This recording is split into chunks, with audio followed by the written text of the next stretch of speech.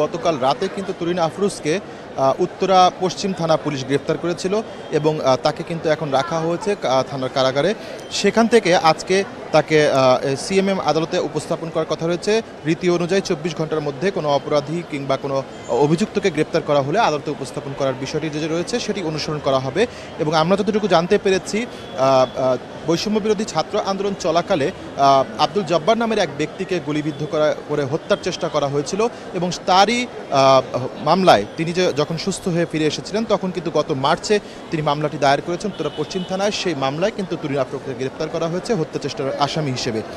৬৫% পর্যন্ত বিদ্যুৎ সাশ্রয়ী হাইসেন্স এসি, যার ফাস্ট কুলিং মোড দ্রুত ঘর ঠান্ডা করে।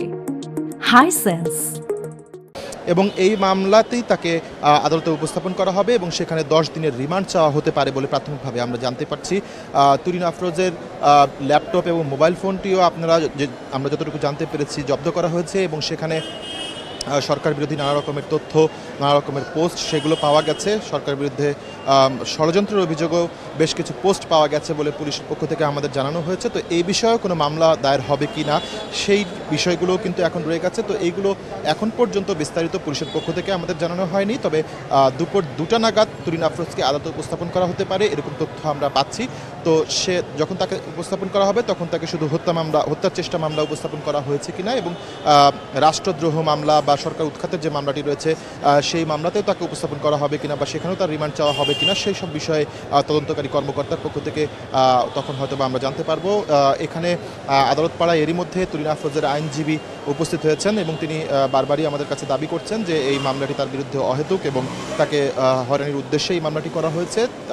যখন তুরিন আফরোজের বিরুদ্ধে যে মামলাটি হয়েছে সেই মামলাটি উদ্দেশ্যে প্রণীত এমনটি বলেও তিনি দাবি করছেন।